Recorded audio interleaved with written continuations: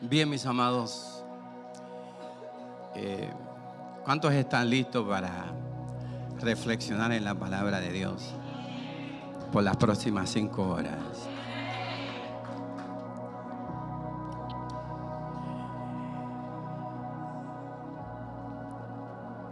La demostración más grande de amor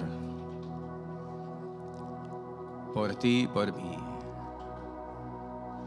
se dio en la cruz del Calvario. Y el tema que nos ocupa en esta mañana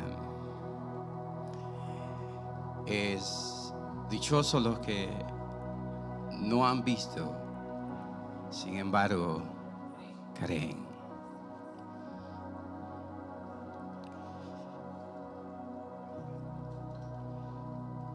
No voy a leer la escritura otra vez porque ya ha sido leída 2 veces, pero nuestra reflexión va a estar enfocada en ese texto de Juan 20, el versículo 24 al 29 que acabamos de presenciar en este corto drama.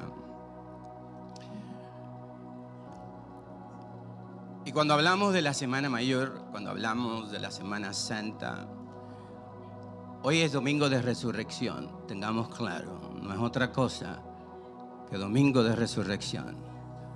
Nosotros no le llamamos otras cosas, más allá de ser el domingo de resurrección. Esta semana que comenzó con la entrada triunfal, que tradicionalmente le llamamos Domingo de Palma, Domingo de Ramos, la entrada triunfal, valga la redundancia, ocurre en gran medida, aparte de que se cumplieran las profecías con relación a Jesús, de que el Mesías había de venir, también viene o ocurre para contestar una pregunta que se hicieron hace miles de años. Si usted busca en su Biblia, en el libro de Job, capítulo 14, versículo 14, Job hace una pregunta que tiene que ver con nuestra realidad existencial. Si el hombre muriere, ¿volverá a vivir?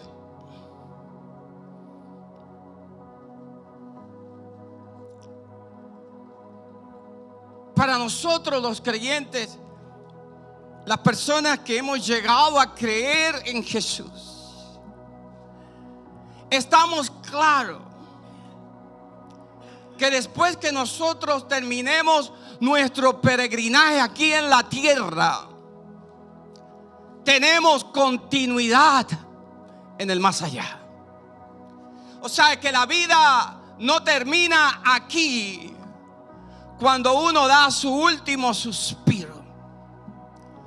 Si bien es cierto que aquí en la tierra, cuando nos llega ese momento, cerramos los ojos, los volvemos a abrir delante de la presencia de nuestro Dios. Ahora, cuando hablamos sobre el tema de creer sin ver, tenemos que tratar de contestar la pregunta: ¿qué significa creer sin ver? Y creer sin ver significa dar por cierto o por entendido algo que no ha sido comprobado o demostrado. Esto quiere decir que solo el hecho de creer sin ver es tener fe.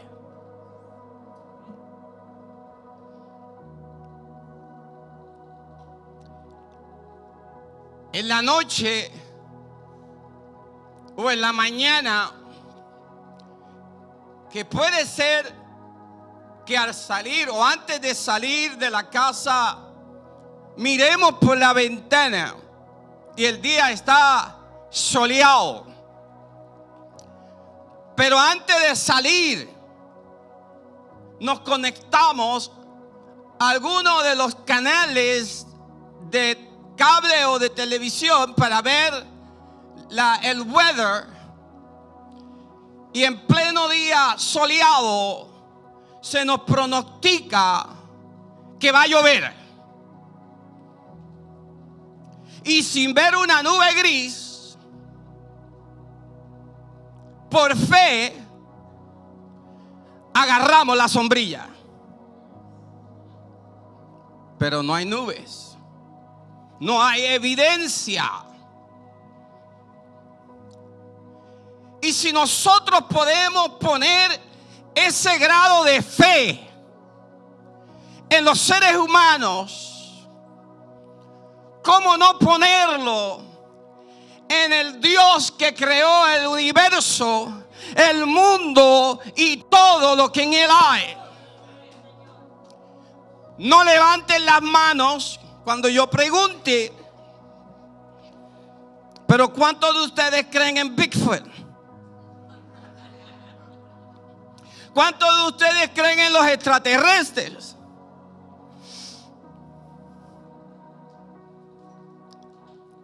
It takes a lot of intellectual energy to believe in stuff like that. ¿Pero lo creen? Así que, mis amados hermanos, el mero hecho de creer es tener fe.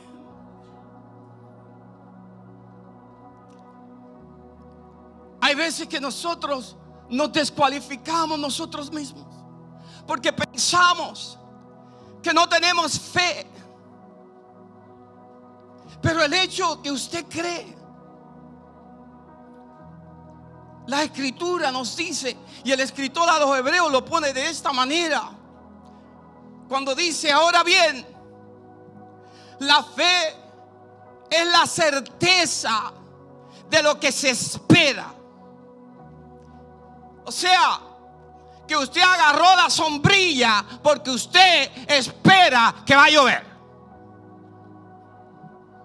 Tan sencillo como eso. Si usted como yo sale sin sombrilla, dice el texto que es la convicción de lo que no se ve, porque por ella recibieron aprobación los antiguos. Por la fe, oiga bien, entendemos que el universo fue preparado o creado por la palabra de Dios, de modo que lo que se ve no fue hecho de cosas visibles. Me pasó como el agua de Diana. ¿Le hago el chiste? No. Thank you.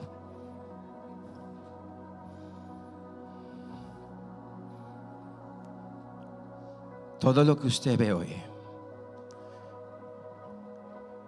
llámese universo, llámese en galaxias, llámese en planetas, estrellas, cielo, luna, tierra, fue creado por lo que no se veía.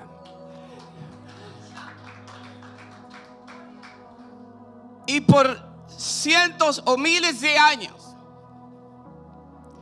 han tratado, particularmente la comunidad científica, de negar la existencia de Dios. Pero en recientes tiempos, algunos de los más grandes fisicistas del mundo han concedido la idea de que el universo tiene un diseñador inteligente. No le quieren llamar Dios, pero ellos entienden que la manera en que el universo y todo lo que en él hay funciona tiene que haber sido creado por alguien de una inteligencia superior.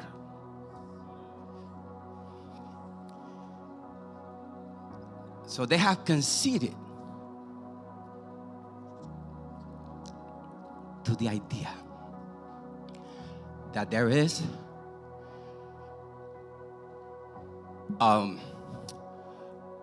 smart designer behind the creation.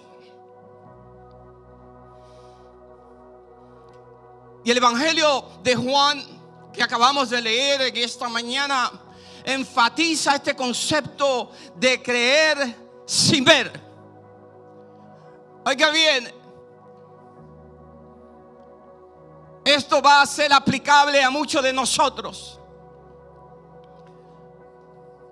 Va a requerir de que nosotros suspendamos el uso de la razón por un momento, de cuestionar si verdaderamente Dios existe o no, y tener que aceptar la realidad de que Él existe.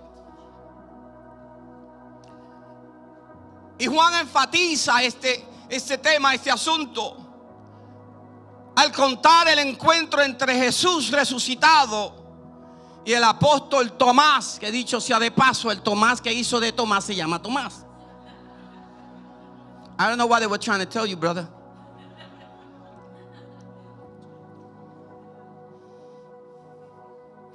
Cuando Jesús se apareció a los apóstoles algunas horas después de resucitar, Tomás no estaba presente. Y cuando los otros apóstoles le contaron que Jesús se les había aparecido, Tomás dijo de manera categórica, rotunda, que él no iba a creer a menos que él no viera las heridas de los clavos de las manos de Jesús, o que él pudiera poner sus manos en el costado de Jesús. En defensa de Tomás y en defensa de cualquier persona que tenga dificultad también creyendo el tema de la resurrección,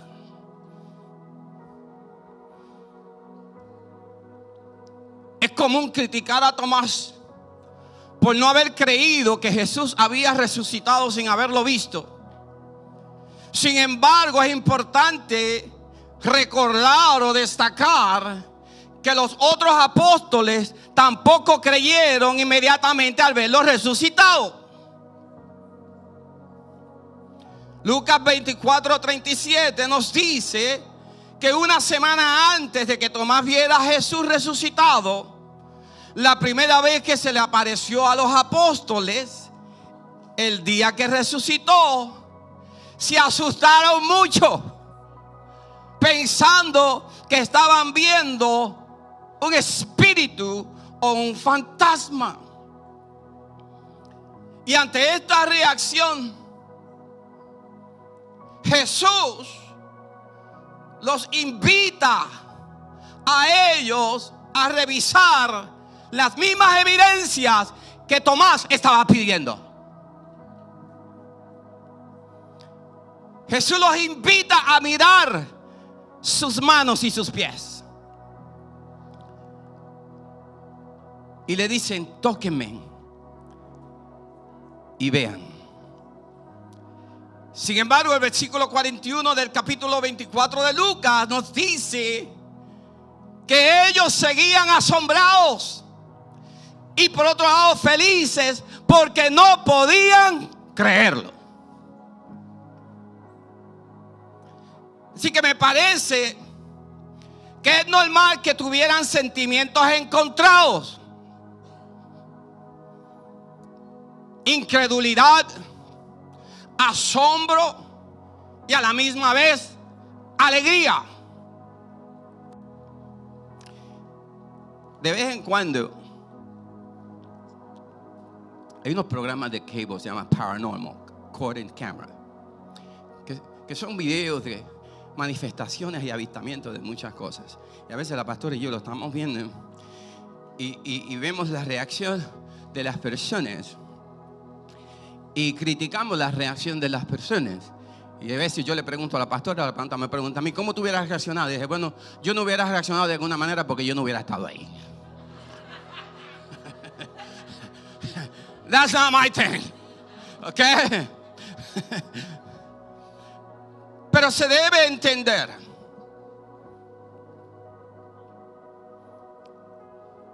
que era normal. Anoche, viendo la película The Bible, o la serie The Bible, estaban enseñando la escena cuando Jesús le dice a sus discípulos, mira, nos vemos mañana en el otro lado.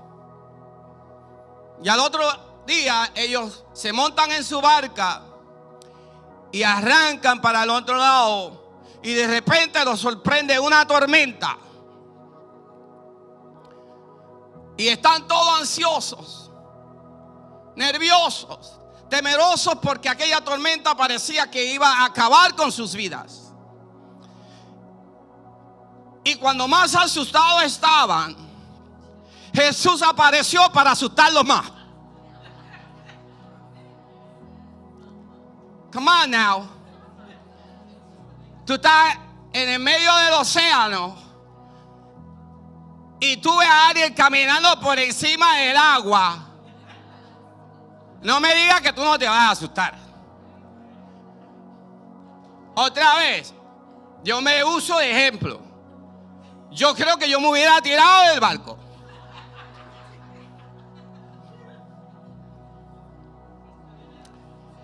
Es una reacción muy común en nosotros los seres humanos cuando estamos viendo algo que desafía la razón.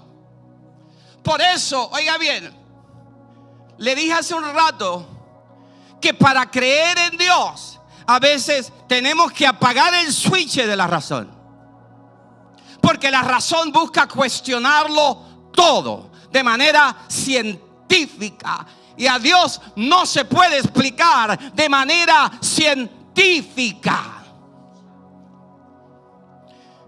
Yo he compartido con ustedes con muchos de ustedes en la congregación y a nivel personal y individual, experiencias que yo he tenido, que si no la hubiera visto con mis propios ojos, no la hubiera creído.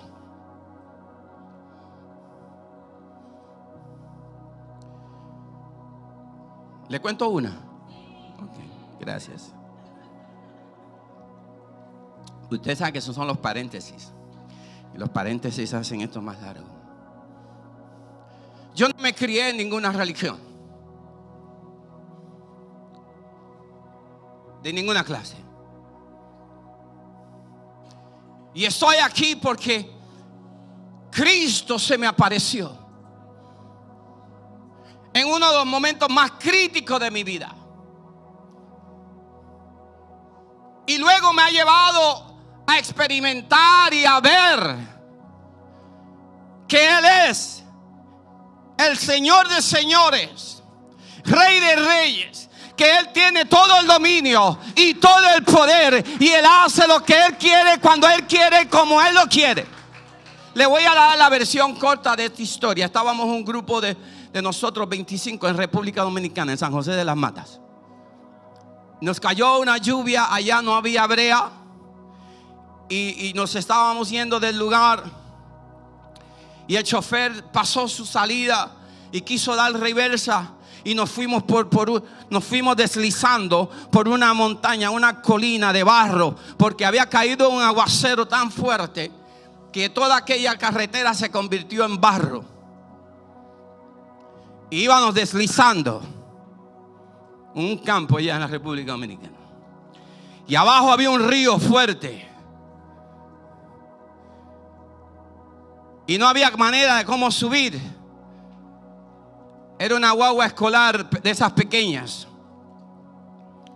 Y nos pusimos a orar. Llevamos 3 meses orando y ayunando por ese viaje. Acuérdense, Santiago 4:7 dice: someteos a Dios, resistir al diablo y de vosotros huirá. Si no hay sometimiento a Dios, no podemos resistir a nadie. 3 meses ayunando y orando por ese viaje. Y cuando íbamos ya casi llegando abajo, la guagua comienza a subir. Y nosotros a adorar a Dios, alabando y glorificando a Dios. Y cuando llegamos al tope de la cima, el chofer comenzó a llorar. Y decía: hermanos, Dios acaba de hacer un milagro.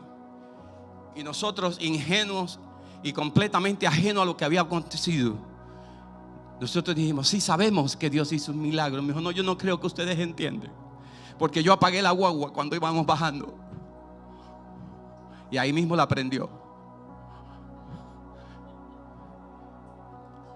Si yo no hubiera estado allí, yo estuviera pensando en lo mismo que algunos de ustedes están pensando. Paquetero, mentiroso.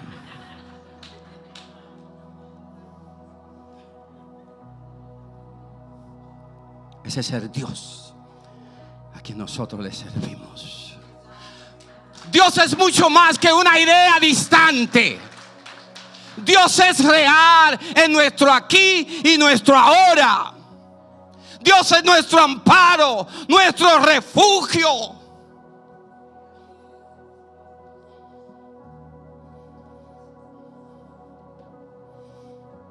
2000 años después, la iglesia continúa anunciando las buenas nuevas de que Jesús resucitó. No tenemos otro mensaje. No lo podemos cambiar jamás. Hasta el día en que nosotros vayamos a Él, o hasta el día en que suenen las trompetas, porque Jesucristo ha de venir por su iglesia. Este es el mensaje que la palabra de Dios nos dirige a todos nosotros hoy. Aquellos que no lo hemos visto con nuestros ojos físicos, pero aún así hemos creído. Y para aquellos que no lo han visto con sus ojos físicos y no han creído aún todavía. A veces podemos estar tentados a pensar que los discípulos que vieron, que caminaron con el Señor, tenían una ventaja sobre nosotros. Sin embargo, lo que el texto de hoy nos dice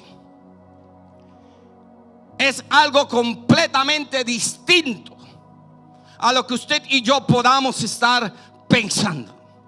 Bueno, es que como los discípulos caminaron con Él y lo vieron, pues era más fácil que ellos pudieran creer en Él. Y por eso eran privilegiados. Pero mire lo que el texto dice: que el creer sin ver se convierte en una gran bendición y una virtud. O sea, que creer en Jesús hoy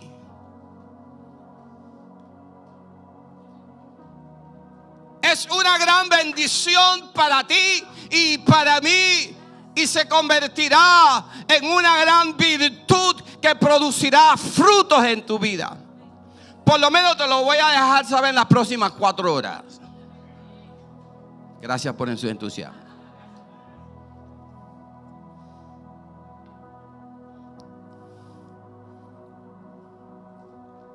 Dicho sea de paso, hay gente que dice: bueno, es que ¿quién va a creer en eso? Porque claro, los discípulos de Jesús fueron los que escribieron los evangelios, o por lo menos la gente que estaban allá con Él. No, hay reportes negativos que hablan de Jesús.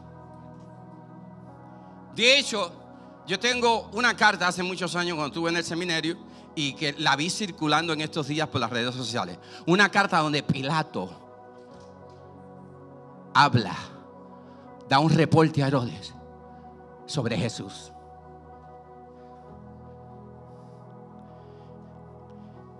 Está debidamente documentado que las autoridades romanas y los judíos prohibieron hablar de Jesús. Hay mucha documentación negativa y positiva. Los que decían Hosana, Hosana, y los que decían crucifíquenle. Años más tarde, en un momento de crisis, Juan estaba preso en Patmos.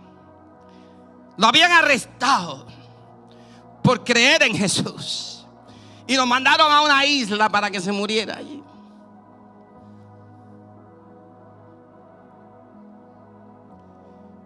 Y Jesús se le aparece. ¿Sabe lo que me encanta de Jesús? Que Él se aparece justamente cuando más tú lo necesitas. No cuando tú quieres que Él se aparezca. Cuando Él sabe muy bien que tú lo necesitas. Jesús se me apareció a mí cuando yo estaba considerando el suicidio, sentado en un puente aquí donde pasa el Cross Bronx para tirarme. Y ahí oí su voz cuando me habló de algo que nadie más conocía.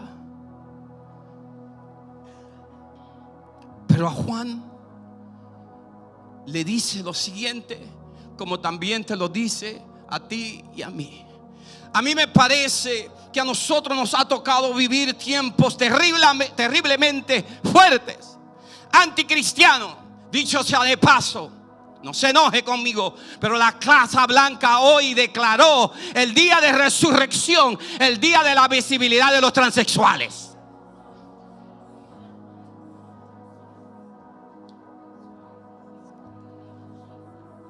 Y prohibieron cualquier símbolo religioso, particularmente cualquier cosa que tuviera que ver con la cruz. Esto se va a poner peor. Hay personas que piensan cuando hablamos de la persecución de la iglesia como la tuvo la iglesia primitiva, que había espada, que había linchamiento, que los tiraban a los leones. No, el diablo cambia de estrategia y ahora está usando la política, está usando la cultura, está usando las redes sociales, está usando la televisión, porque Él es el príncipe de este mundo y está reordenando los pensamientos.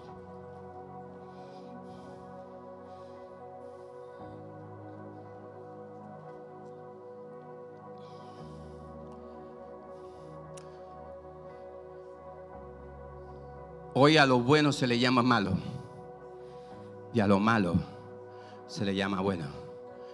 En una escuela usted no puede tener un club de Biblia, pero sí un club de satanistas.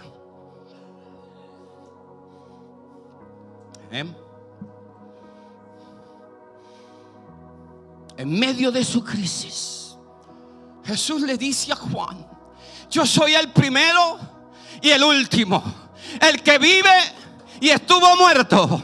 He aquí estoy vivo por los siglos de los siglos y tengo la llave de la muerte y del infierno. O sea, Juan, no te preocupes. Como diría un buen dominicano, manito, no te preocupes, manito. Como diría un New Yorker, I got your back. Jesus has your back. He said that He would never leave you nor forsake you. There are times that you're going to go through trials and tribulation, and you're going to think that you are alone, but you are not alone. You have never been alone, because God said, I knew you before you were conceived in the womb of your mother. I have knowledge of you from the very beginning.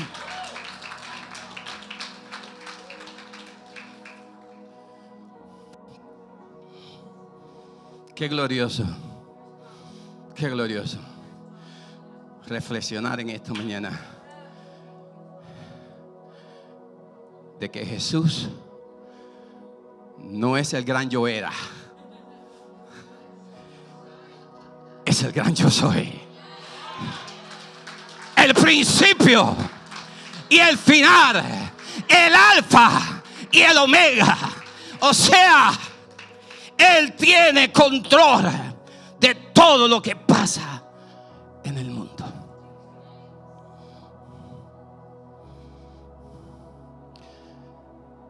Mis amados, para dejarlos ir antes de las 4 de la tarde.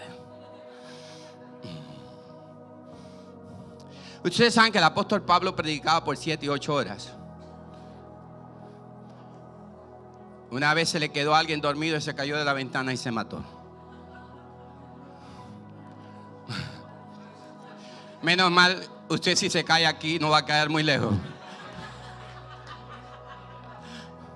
Pero es importante, mis amados hermanos, y sobre todo la iglesia, más adelante voy a hablar rapidito, pero nosotros, la iglesia tiene que tener cuidado de conformarse a lo que el mundo está diciendo que nosotros debemos hacer y debemos creer, porque la iglesia también tiene que estar claro de lo que significa la resurrección de Cristo. La resurrección de Cristo no es para irnos a vacacionar. La resurrección de Cristo pues no es para irnos detrás de conejitos a buscar huevos. La resurrección de Cristo tiene que ver con la vida aquí y en el más allá.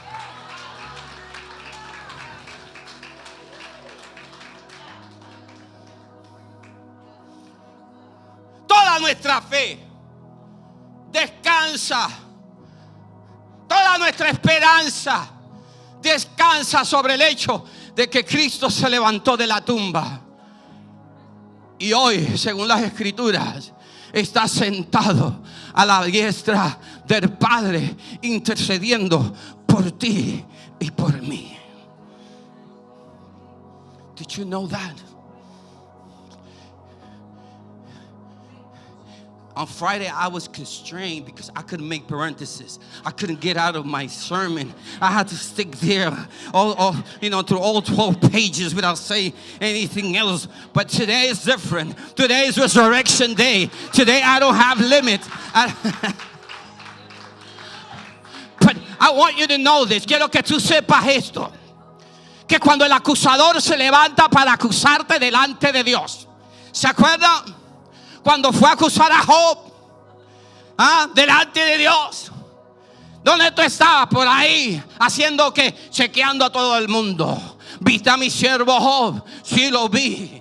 ¿Viste que es un hombre recto? Sí, porque tú lo amamantas, porque tú lo cuidas, porque tú lo proteges, porque el diablo se va a levantar para acusarte y para señalarte. Y no creas que él ha cambiado su estrategia. Pero en esta hora la Biblia nos dice que Jesús, el Hijo, está sentado a la diestra del Padre. Y cuando tú cometes un pecado, cuando tú te caes, cuando tú te vas, viene el diablo a acusarte en tu conciencia delante de Dios. Mira lo que este hizo, se cayó y papá se torna el hijo. Son, what's going on here? Daddy, he is mine. Daddy, I forgave him. Daddy, he is one of mine. He's interceding for you. So no le creas esa mentira al diablo. ¿Sabe por qué yo me quería matar? Yo vengo de una familia muy buena, por ambas partes, con nuestras disfuncionalidades y defectos, pero una familia decente, trabajadora, algunos profesionales, otros no. Y yo me embarqué en el vicio de las drogas. ¿Y sabe qué me atormentaba a mí? Wow. a donde yo he llegado. Yo vengo de una familia buena. ¿Cómo fue que yo llegué aquí? Y el diablo me decía: ven, mátate. Tú no sirves para nada. Créame, lo traté todo. Hasta los espiritistas. Santería. Me pusieron peor. Nada de eso me pudo quitar lo que yo sentía en mi alma. Yo tenía una lucha por dentro, como si un monstruo se quisiera salir de mí, pero no podía salir. Pero un día escuché un mensaje de una canción que decía: sublime gracia, sublime gracia, amazing grace. Y yo sentí como se rompían las cadenas, como el peso que había sobre mi vida se iba. Porque Dios me amó, porque Dios te ama.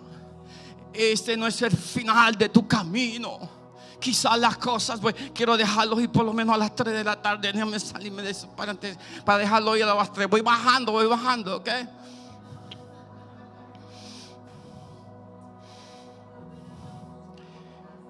Diga conmigo: esperanza. Pablo dice a los corintios: si nuestra esperanza en Cristo solamente vale para esta vida, somos dignos de lástima.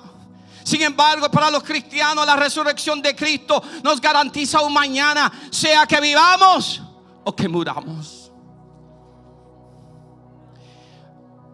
La iglesia se ha olvidado de esas convicciones profundas. Ya estamos tan acostumbrados a escuchar las palabras de Pablo que se han convertido muy familiar. Are you familiar with the concept of familiarity? Que todo lo que es muy familiar pierde sentido y significado. Pero Pablo, luego de haber sido arrestado, azotado, perseguido, lo dejaron tirado casi por muerto. Inclusive la gente que andaba con él se fueron corriendo. Pablo es quien dice: y si vivimos, para él vivimos, y si morimos, para él morimos. Sea que vivamos o que muramos, somos del Señor.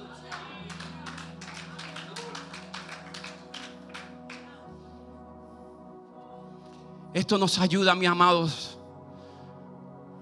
como dije el viernes, a anticipar un día mejor.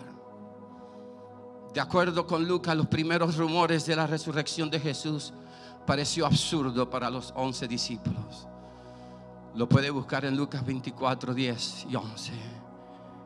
Y la pregunta que se hace: ¿cómo es posible que luego de 3 años que establecieron una relación estrecha con él, como líder y como su maestro, lo escucharon enseñando, fueron testigos de los milagros y los prodigios que él hizo, y ahora ante su muerte pensaron que todo parecía como un disparate? Eso es lo que dice el texto en Marcos 24.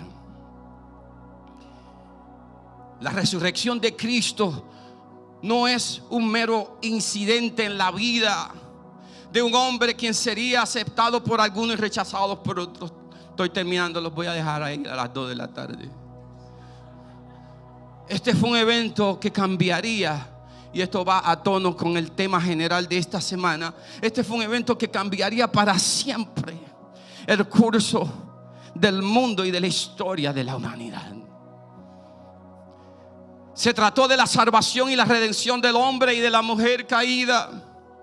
Se trató de la victoria ganada sobre el pecado y sobre la muerte. Este evento fue la revelación de la voluntad y los propósitos de Dios para con los seres humanos.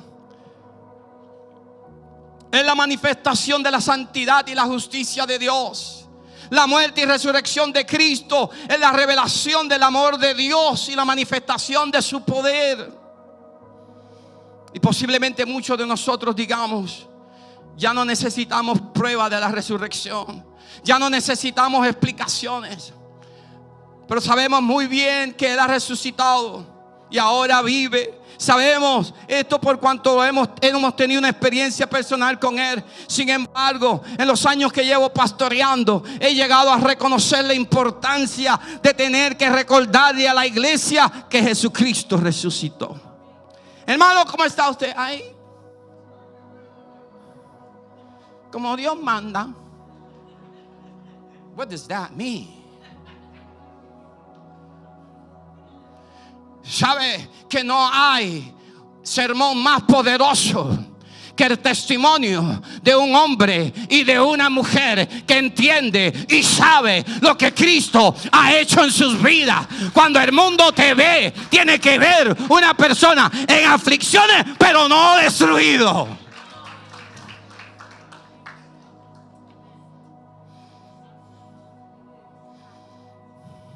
Si usted no ha tenido esta experiencia todavía, lo voy a dejar a la 1 de la tarde. Este es tu día para tener una gloriosa experiencia con el Cristo resucitado.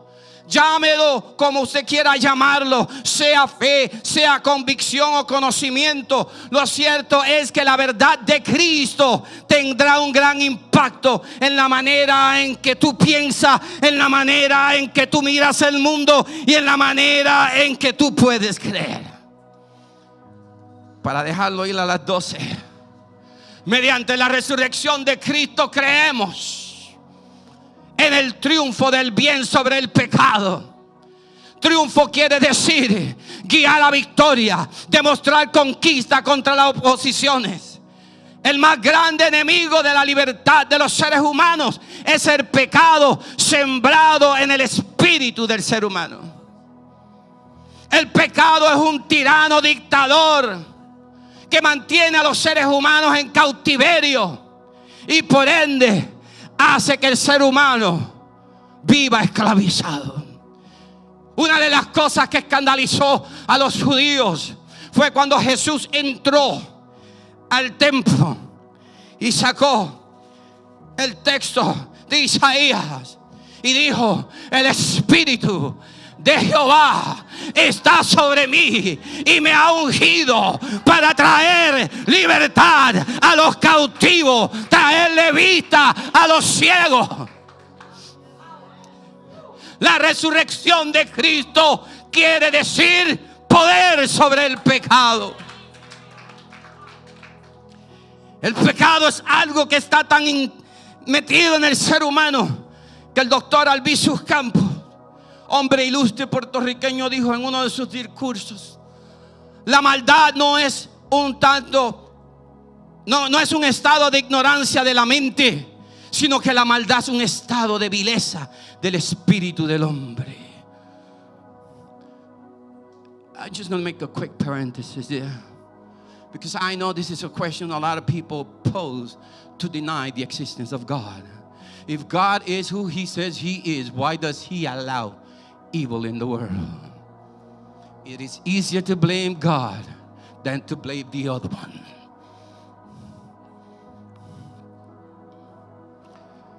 As long as there is evil in the heart, there is going to be pain. There's going to be war. There's going to be oppression. There's going to be hatred. But mientras haya odio o pecado en nuestro corazón, va a haber odio, va a haber guerra, va a haber muerte, va a haber matanzas. Pero qué bueno que Cristo vino para romper esos esquemas satánicos que informan nuestra vida. ¿Me permiten decirle algo? Yo vivía lleno de odio.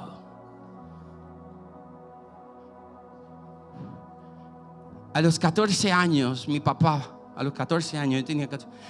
fue abaleado, fue tiroteado por algo que no tenía nada que ver con él. Y por esa razón, un año después tuvimos que salir de Puerto Rico. La historia es larga, pero quiero que sepan que mientras ya Mientras yo veía a mi papá caminar. Mi papá es el típico hombre de muchas casas. Mi papá casi siempre caminaba en pantaloncillos en la casa y sin nada más. Por eso es que muchas damas no prenden la cámara cuando tenemos culto. No, pastor, es que mi marido anda por ahí suelto. I don't know what's wrong with us.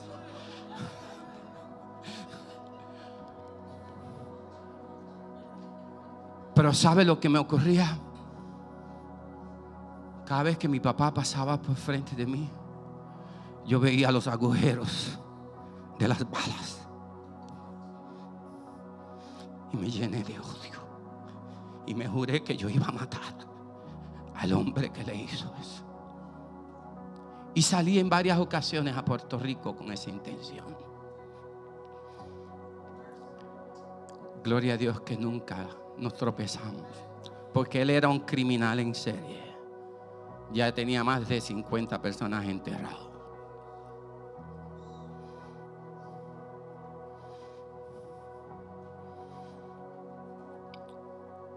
Y un día, luego de haber conocido a Cristo, me viene su nombre a la mente. Yo conocía su nombre oficial y sus apodos. Y me vino su nombre a la mente y comencé a llorar. Y ahora le pediría la oportunidad a Dios de tenerlo frente a Él para decirle que Dios lo amaba a Él también como me amaba a mí. De eso se trata. El poder del amor nos lleva a perdonar aún aquellos que han hecho mal contra nosotros. That's too heavy of a burden. You know, sometimes we go on in life being angry about something, you know, and I'm not minimizing what somebody might have done to you. I'm pretty sure it's something terrible. But sometimes we go on in life being angry and bitter. Because you keep remembering the pain and the affliction. And Jesus came so you can let it go. Suéltalo. Déjalo ir. El viernes cuando hablamos de que Jesús dijo: Padre, en tus manos encomiendo mi espíritu. Jesús le dijo: Daddy, yo suelto mi dolor en tus manos. Yo suelto mis cargas en tus manos. Yo suelto mis ansiedades en tus manos. Porque sé y confío que en ti hay liberación. Si bien Cristo, lo voy a dejar ir ahora a las 12, ya. A las 12, son las 11:54. So, denle un aplauso al Señor en esta hora. Si bien Cristo triunfó sobre el pecado, entonces hoy declaramos que somos cabeza y no cola. Hoy declaramos victoria en lugar de derrota. Hoy declaramos paz en lugar de contiendas. Hoy declaramos amor en lugar de odio. Hoy declaramos perdón en lugar de rencor. Hoy declaramos reconciliación en vez de enemistad. Hoy declaramos que somos más que vencedores en Cristo Jesús. Ahora que hemos dicho todo esto, todos nosotros tenemos nuestras luchas. You guys can start coming up. Thank you. Todos nosotros tenemos nuestras luchas. We all have our struggles.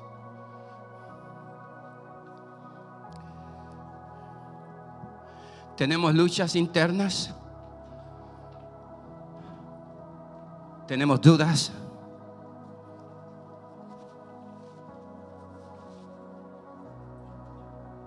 Tenemos conflictos de personalidades. Tenemos depresiones, ansiedades.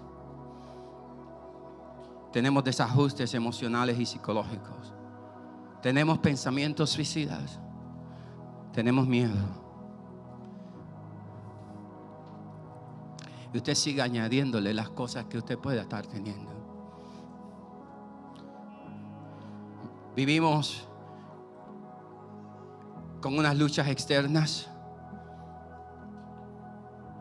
la violencia, el odio, el racismo, el prejuicio, la injusticia, el desempleo, las falsas religiones, luchas contra los gobernantes de las tinieblas. Y ante todo esto, reitero que mediante la resurrección de Cristo creemos que hay poder. Nos ponemos de pie.